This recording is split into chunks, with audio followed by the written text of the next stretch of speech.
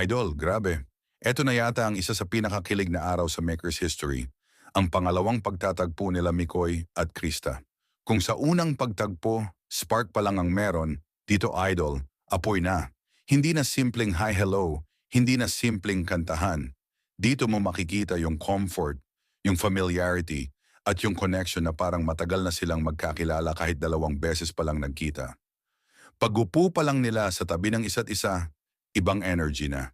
Si Krista, fresh, natural, walang arte. Yung tawa niya, yung smile niya. Idol, kahit ikaw kiligin eh. Tapos si Mikoy, ayan na naman oh, yung ngiting pilit tinatago pero lumalabas pa rin.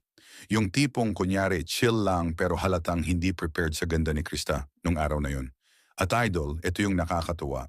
Yung mga biruan nila mas natural, mas malambing. Parang automatic na dumadalo yung conversation nila. Walang pilit, walang awkwardness. Dito mo talaga masasabi na kung hindi man sila tinadhana, abay, sobrang lapit na. Habang tumatawa si Krista, si Mikoy napapailing na lang yung vibe na parang, ayaw ko pero nahuhulog talaga ako. Ang ganda kasi ni Krista that day, simple shirt, simple look. Pero ang presensya, pang leading lady. Pero Idol, eto yung mas matamis sa lahat. Sa pangalawang pagtagpo nila, maging ang viewers nakakita ng pagbabago kay Mikoy.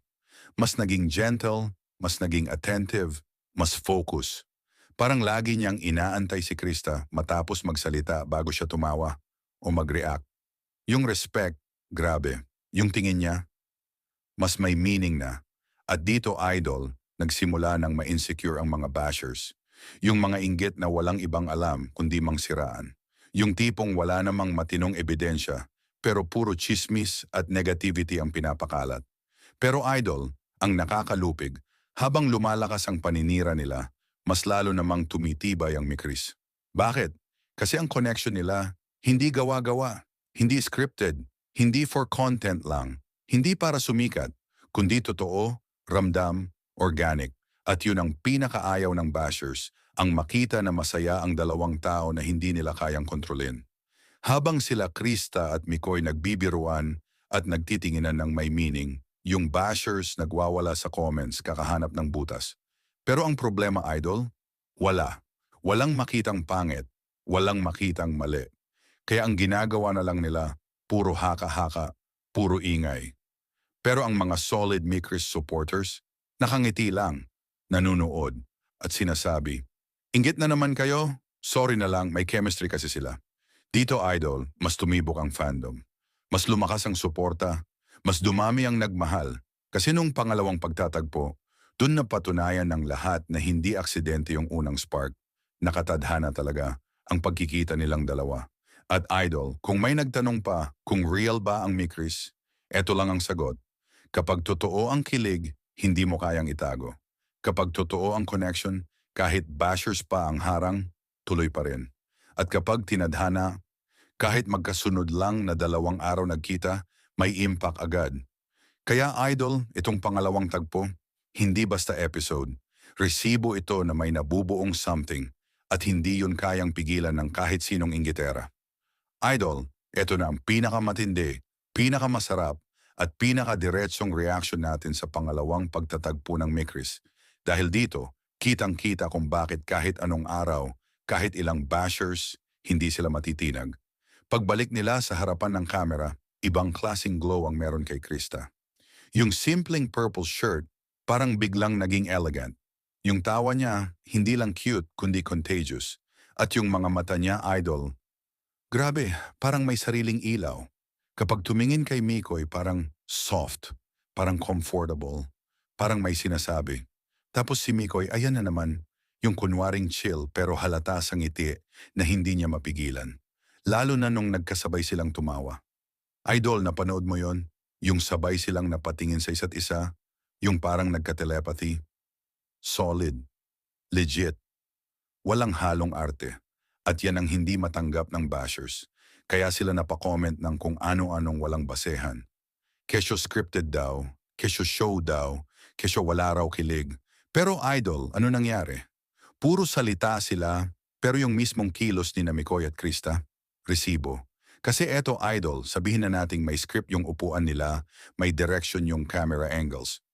Pero yung kilig, hindi mo pwedeng pekein yan. Hindi mo mapipilit yung ngiting hindi mo mapigilan.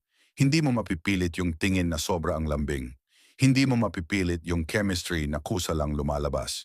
Kaya ayon, habang nanonood yung supporters, kilig na kilig. Pero yung bashers, naiinggit, hindi nila matanggap na yung mga inaasar nila mas may spark pa kaysa sa mga relasyon nilang 2 linggo lang ang tinagal. At idol, eto pa yung mas masarap pakinggan. Habang sinisiraan ng bashers ang Me Chris, mas lalo namang lumalakas ang fandom. Mas dumadami ang naniniwala. Mas lumalalim ang suporta. Kasi nakikita ng lahat kung ano meron si Mikoy at Krista hindi gawa-gawa. Yung gestures nila, genuine. Yung tawanan nila, natural.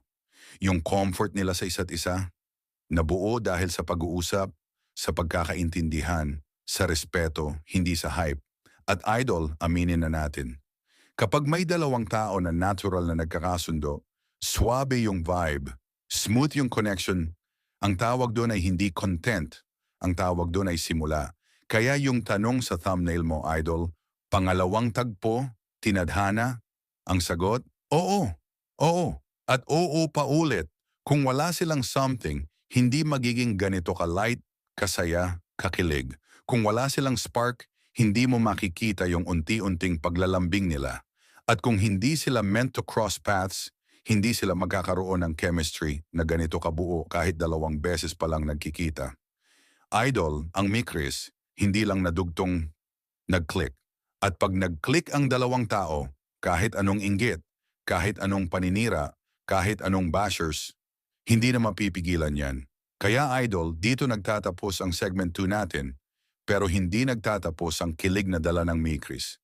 Dahil kung ganyan pa lang sila sa pangalawang tagpo, ang pinaka-highlight ng second tagpo, yung part na tahimik silang dalawa pero nagtititigan lang, sabay tawa bigla si Krista parang napahiya. Tapos si Mikoy naman, hindi mapigilan ngumiti ng malalim. Iyon ang moment na nagpa-burst ng comment section. In just a few seconds, libo-libong puso, flames at ayi ang sumulpot. Dahil alam ng viewers, may nangyayaring hindi nila sinasabi, pero kita at ramdam mo. Tapos idol, yung paraan ng pagsagot ni Mikoy kay Krista, gentle, malumanay, para bang gusto niyang ipakitang comfortable siya at safe si Krista sa presence niya. Yung tono niya nag-iba, mas soft, mas maingat, mas may care. Pansin yan ng mga solid supporters, kaya sunod-sunod ang comment na, grabe iba ang treatment ni Mikoy kay Krista. At totoo naman, hindi niya ginagawa to kahit kanino. Hindi rin siya ganito ka-expressive kapag wala si Krista sa tabi. Samantala si Krista idol, blooming talaga sa second tagpo. Hindi pilit ang ngiti, hindi scripted ang kilos. Parang mas naging confident siya dahil kasama si Mikoy. At napaka-genuine up close, yung tipong kahit walang makeup, may shine yung mata niya. Maraming nagsabi sa chat na, blooming si Krista kapag kasama si Mikoy, at tama sila. Kita mo yung spark na lumalabas lang kapag sila ang magkausap. Isa pa sa nagpanatiling exciting ang second tagpo. Yung mga simpleng hirit ni Mikoy na kahit hindi romantic pakinggan, may halong pag-aalaga. Ayos ka lang? Huwag ka masyado mabigla. Dito ka muna. Mga simpleng linya pero napapatili ang chat. Kasi idol, hindi mo naman kailangan ng grand gestures para makita ang sincerity. Minsan, sapat na yung mga salitang inuuna ang comfort ng isa. At hindi papahuli ang mga supporters. Sa pangalawang tagpo na ito, mas dumoble ang interaction. Parang lahat ng nakatutok sa live nagigting ang kilig. Mabilis ang chat, mabilis ang react buttons, at parang mas naging buhay ang buong livestream. Napasigaw ang iba ng, ito na talaga ang Maker's Magic. Kasi kahit gaano kasimple, may hatak ang dalawa na hindi kayang tumbasan ng kahit anong scripted content. Tapos idol, bago matapos ang moment nila, nagkaroon pa ng miniseryeng tawanan. Yung tipong nagtatawanan silang dalawa kahit hindi alam ng viewers kung ano ang dahilan. At doon lalo pang kinain ng mga fans ang chemistry nila. Hindi na kailangan ipaliwanag, kita at ramdam mo ang natural na samahan. Kung sa unang tagpo nila ay nabigla tayo, dito sa pangalawa, napamahal tayo. Mas lumalim, mas naging totoo, mas naging effortless ang dalawa. At kung ganito kaganda ang pangalawang tagpo, Idol, siguradong mas marami pang solid moments ang paparating. Mikris is getting stronger, more natural, and more connected. Sa harap man ng camera o sa mga simpleng tinginan lang.